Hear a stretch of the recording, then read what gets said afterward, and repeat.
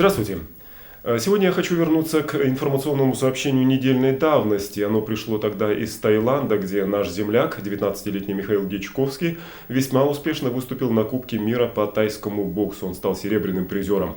Победа силы и воли. И не только в Таиланде, но и здесь, в Якутске. Так бы я обозначил тему сегодняшнего комментария. Но вначале несколько сообщений о наиболее значимых событиях дня.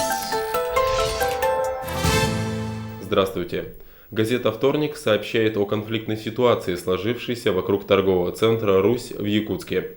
В четверг прошлой недели она влилась в блокаду помещения вооруженными сотрудниками вневедомственной охраны.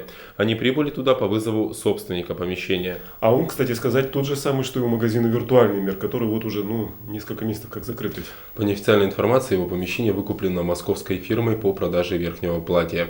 Помещение «Руси» владелец тоже выставил на торги. И по этой же причине в одностороннем порядке расторгнул договор с арендаторами помещения. Ну да, те ведь, видимо, не согласились с той, по крайней мере, причиной, которая была выдвинута в обосновании расторженного вот этого договора о том, что не выполняют условия аренды.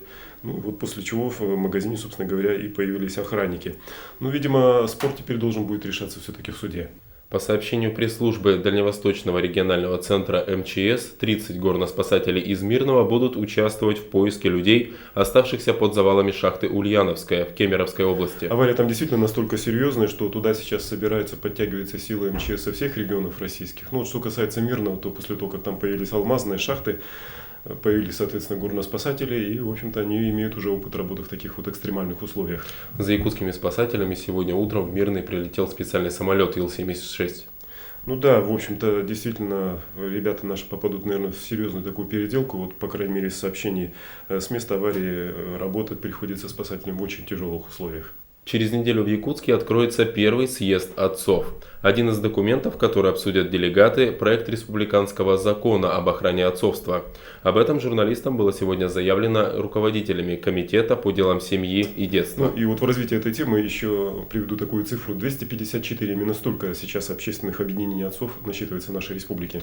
Такие же объединения есть и в ряде других регионов. Ну а свой интерес к нашему съезду проявили объединения отцов из Хабаровского края и Амурской области. И в заключение сообщение о так и не начавшемся процессе по делу муниципальных служащих Якутска.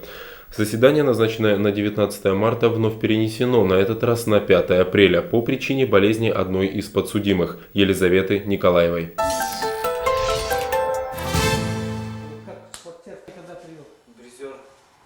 13-й год работы клуба «Махсагол» открылся серебром его воспитанника Михаила Дичковского на престижном среди тай-боксеров Кубке мира в Таиланде.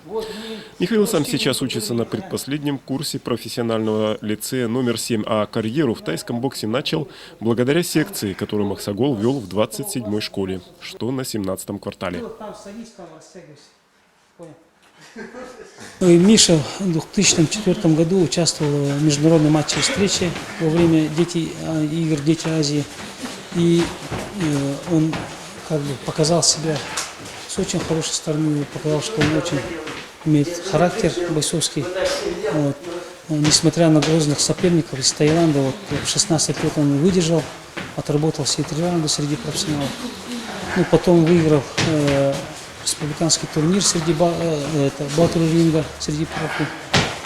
Ну, потом был выезд в Иркутск на Кубок Байкала, где он тоже, проведя все бои, досрочно выиграл, первое место завоевал. Михаил сейчас, так сказать, первый боец твой. На подходе кто-то есть, вот перспективные ребята? Да, вот сейчас вот за моей спиной тренируется Клим Афанасьев в красных шортах. Он является чемпионом республики среди профессионалов по тайскому боксу, батл-ринга. Потом участвовал на Кубке мира в Венгрии, еще в школе по кикбоксингу. И в прошлом году он стал чемпионом России, чемпионом мира в Хорватии по кикбоксингу. Сейчас готовится к Кубку России в городе Кемерово.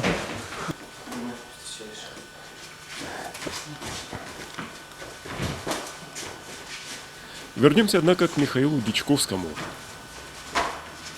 Потом мама хотела меня на спортивные танцы записать. Я не пошел туда. Ну, подумал, что там ходить.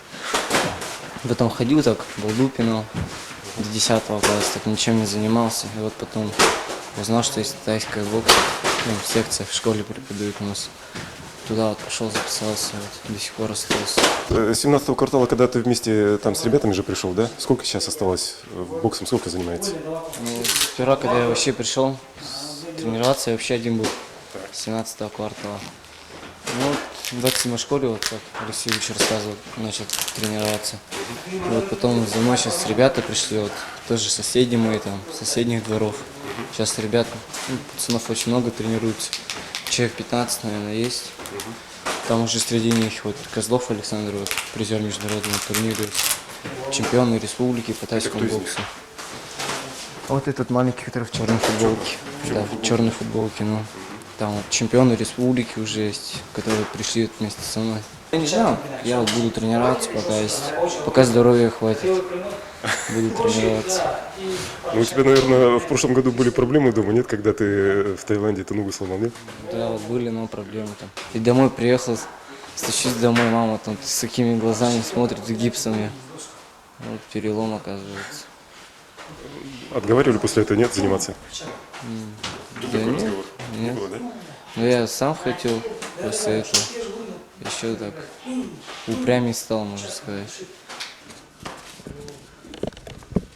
Без упрямства не только спортсменов не бывает, но и самого Махсагола могло бы и не быть. Вот эта тренировка проходит в центральной бане Якутска. Дело в том, что в прошлом году клуб лишился своего зала в Самородке.